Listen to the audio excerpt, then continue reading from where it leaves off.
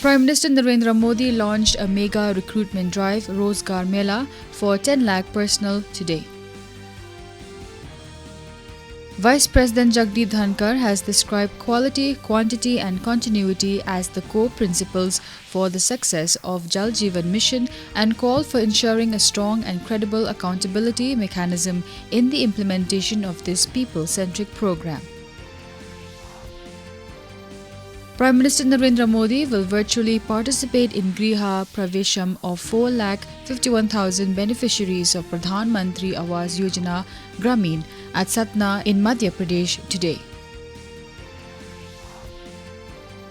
Over 30 lakh government officials of the country will be trained in emerging technologies like artificial intelligence, machine learning and blockchain for effective governance and service delivery at the grassroots level. Minister of State for Personnel, Public Grievances and Pensions, Dr. Jitendra Singh announced this. The festival of Dhanteras is being celebrated in different parts of the country today. Dhanteras is also known as Dhan Trayodashi and Dhanvantri Jayanti.